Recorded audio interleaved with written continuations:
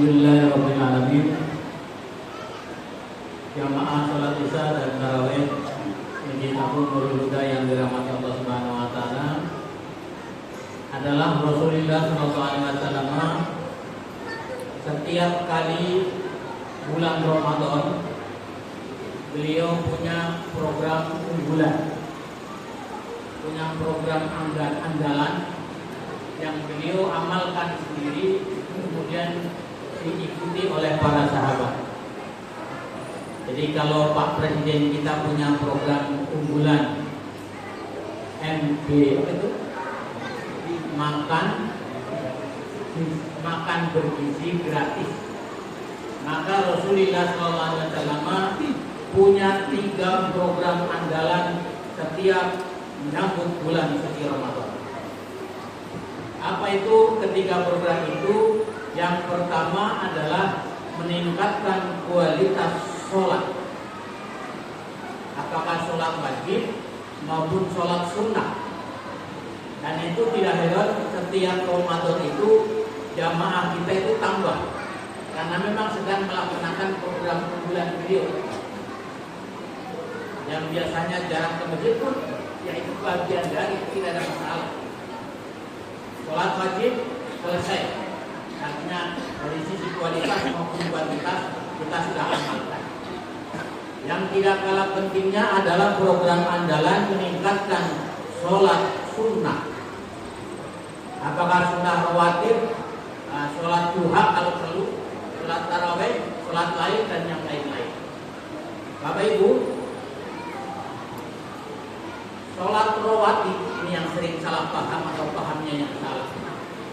Sholat rawatib itu hanya ada 12, hikmahnya luar biasa, yaitu sebelum subuh 2 rakaat, sebelum duhur 2 rakaat juga boleh, 4 rakaat juga afdol. Setelah duhur 2 rakaat, sebelum asar tidak ada sholat qobliyah sebelum asar. Ba'da asar apalagi tidak ada sholat ba'diyah setelah asar. Sebelum maghrib tidak ada sholat qobliyah sebelum maghrib, adanya baru setelah maghrib. Dan setelah isya tidak ada, sebelum isya tidak ada. Fadilah dari rawatib Bapak Ibu, yang pertama kalau kita bisa melestarikan, akan kita ditembel sholat wajib kita yang kadang-kadang tidak khusyuk. Kita akan sholatnya memang kelasnya masih seperti ini. Tadi bertengkar dengan saudara kita yang lain sampai terbawa-bawa ke sholat, baru ribut sama istri sampai lupa tadi berapa rakaat. Ya, kualitas sholat kita memang seperti ini. Sholat yang tidak berkualitas inilah ditutup oleh Allah Subhanahu wa taala oleh sholat rawatib yang kita lakukan. Yang kedua, jauh lebih penting lagi Bapak Ibu, sholat rawatib ini kalau nggak boleh tak kasih tahu. Barang siapa yang mampu melaksanakan rawatib seperti yang saya katakan tadi, Allah kaplingkan di dalam surga rumah baginya di Jannatul Na'im. Allahumma.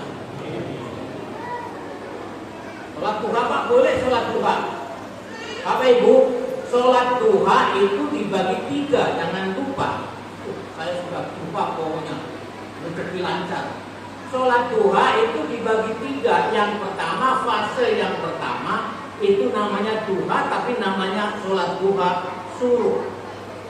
Suruh itu dilakukan fase pertama duha ini antara subuh sampai terbitnya matahari kurang lebih 1,5 jam. Jadi kalau subuh kita jam 4:30, maka sholat suruh itu duha yang pertama itu adalah jam 6, kira-kira jam 6. Barang siapa yang setelah subuh duduk zikir atau iktikaf di dalam masjid sampai pada sholat duha tadi yang pertama, maka baginya sama pahalanya dengan orang melaksanakan ibadah haji dan umroh. Jadi nggak perlu daftar haji Pak, ini yang salah paham. Daftar haji tetap, tapi nilai pahala orang yang mau melaksanakan sholat duha pada pertama seperti itu. Fase kedua, Bapak Ibu, sholat duha itu dilaksanakan jam 9 sampai jam 10 lah. Itu fase kedua.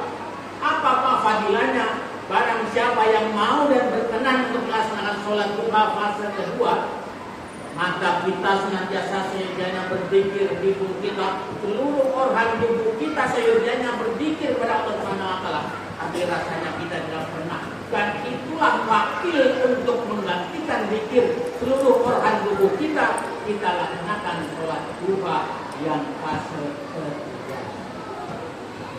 Lalu fase yang ketiga, sholat duha yang ketiga inilah yang sering kita untuk bermunajat, minta rezeki berkah kepada Allah Subhanahu wa taala. Ini yang biasanya kita lakukan. Sholat tarawih boleh Pak? Boleh. Tarawih Bapak Ibu artinya sebagian ulama mengatakan itu adalah sifat dari suatu perbuatan yang kita lakukan. Sifatnya bagaimana Pak? Dilakukan dengan penuh kehati-hatian, dilakukan dengan penuh kesadaran dan kehusuan. Jadi kalau ada sholat tarawih kayaknya kehilangan makna tarawihnya itu sendiri. Bapak Ibu, ini berkaitan dengan sholat sunnah.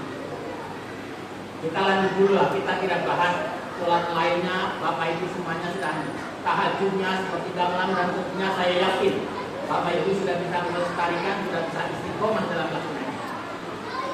Yang kedua, program unggulan Rasulullah SAW selama bulan suci Ramadan yaitu lebih mendekatkan diri terhadap Al-Quranul Karim. Barang siapa yang senantiasa rutin membaca Al-Quran, yang pertama hikmahnya Bapak, rahmat Allah terbuka bagi kita semuanya.